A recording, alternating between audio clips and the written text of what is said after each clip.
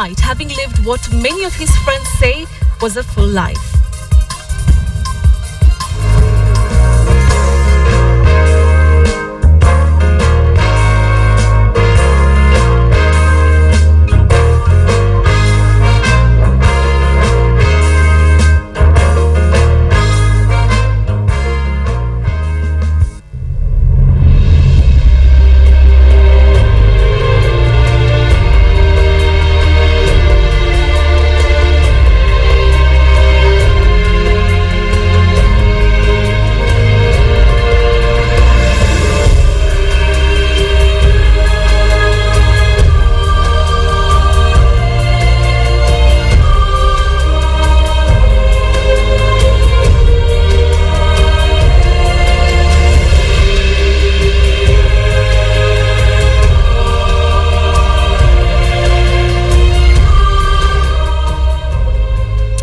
Freedom fighter, a nation's father, a continent's source of hope, and a worldwide icon. This is some of the words that have been used to describe Nelson Mandela, who passed on Thursday evening after a long-fought battle with severe lung infection.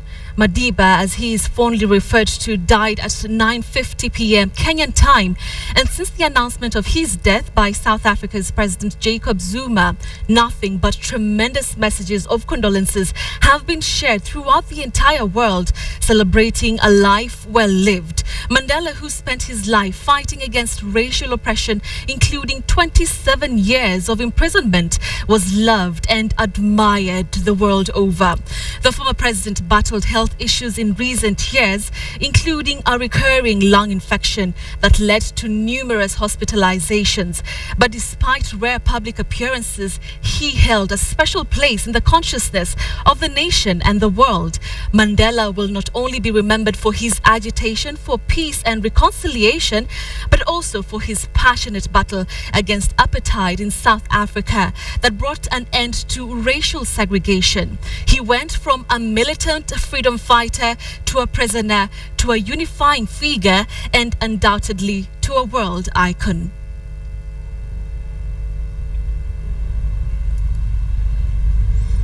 Now, nearly 24 hours after Mandela passed on, the government in South Africa has announced elaborate plans for his funeral that is expected to be within the next 9 days. President Jacob Zuma announced a week of national mourning as the world came to terms with the passing of that anti-apartheid icon. KTN's Edith Kimani has the latest on Madiba's passing. In Soweto, they remembered him with song and dance, true to the tradition of this neighborhood that was so intensely linked to the fight Mandela championed. But even these admirers of Madiba know that they will have to share this moment with the entire world. A Nobel Peace Prize winner, a world-respected leader, and the father of the Rainbow Nation, Nelson Mandela will get a send-off befitting of all his titles. Zuma announced that the former South African president would be accorded a state funeral on the 15th of December in his Qunu village. A ceremony of remembrance is expected to be held on Monday in the Soweto Football Stadium where the World Cup was hosted. This ceremony will likely see a multitude of South Africans turning up to the 95,000 capacity venue, and the residents are getting ready for the crowds. A moment of joy for South Africa to celebrate the life of a legend, you know. So I knew that the atmosphere is just gonna come nice. It was never a mourning moment, but it was like, yeah, they meant it this time. So it's, what about us? What are we doing with our time, you know? So, but today is just reflecting on him. After the ceremony, Mandela's body will lay either in Pretoria's City Hall or the Union Buildings, where he was sworn in from Wednesday until Friday. Special guests attending the funeral will have 1 day set aside for a private viewing of the body before the doors are open to the public. As this happens, condolence books will be opened at all of South Africa's foreign embassies as well as at his former home in Soweto. Global leaders from around the world are expected to converge for the funeral, with US President Barack Obama, the Pope, the Queen, UK Prime Minister David Cameron, the Dalai Lama and former US President Bill Clinton said to be in the long VVIP list. Other global personalities expected in South Africa for the funeral include Microsoft founder Bill Gates, talk show host Oprah Winfrey, and supermodel Naomi Campbell.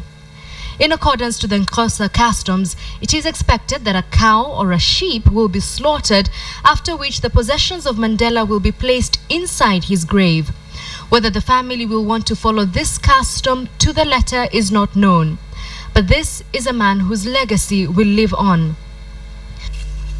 In order to build a new nation. The week of mourning will run from December 8th to 15th. During this time, memorial services will be held in all provinces, with Sunday being set aside as a national day of prayer and reflection. Edith Kimani, KTN.